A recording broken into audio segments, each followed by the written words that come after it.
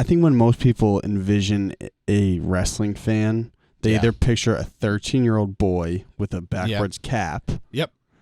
Or a 52-year-old man with a pot belly. Yeah. You're not wrong. Am I spot on? Yeah, you're not wrong. Why do you say that so depressively? Because there are, like, we've done a great job of fostering a community of, like, quote-unquote normal people, right? You know, you have people that enjoy this as anybody would, you know, any other show. People, you know, there are, you know, there's the stereotypical fan of the people that love Jersey Shore, right? I am one of them, although I'm not stereotypical. Right. So did you enjoy Jersey Shore? I don't watch Jersey Shore. But it's classic. But you know, you have those, like, you know, those teenage girls and those bros, right, that are like super into Jersey Shore.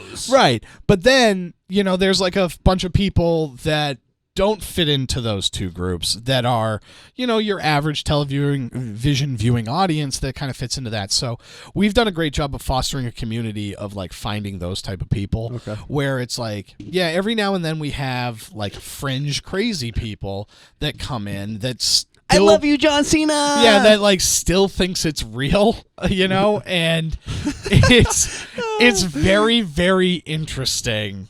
There's no way. People. Does anybody still think that Jeff Hardy is sending off the 40 feet? People thought that was a real impact.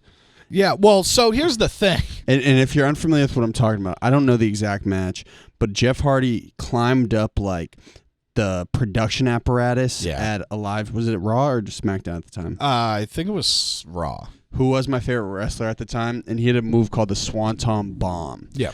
And he legitimately ascended 40 feet onto his opponent, which in the real world, like the physical world, would kill both individuals. Yes. But they both walked away fine.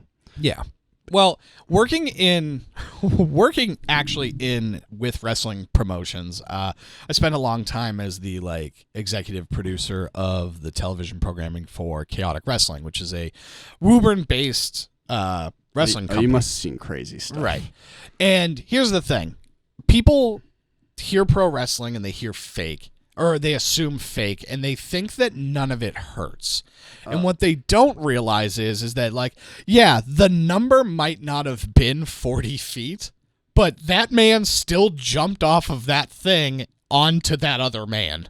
And no amount of fake is going to stop that from sucking. Yeah, like, he had to fall the 40 feet. Right. He had, like, yeah, maybe it was actually 25 feet. But that still sucks. It still looked like it hurt. You know, the biggest misconception about a wrestling ring is that people think that it's a trampoline. And it's like, no, it's a metal box, and there are wood planks, and then a thin, like, high school wrestling mat. Like, have you ever seen a high school? That's it? I thought it was, like, heavily padded. No, not at all. Not at all. It sucks getting thrown on that. The rope is it's either actually real rope or it's cabling. And so when you run against those ropes, it's not elastic. Like, you have to actually throw your body against it.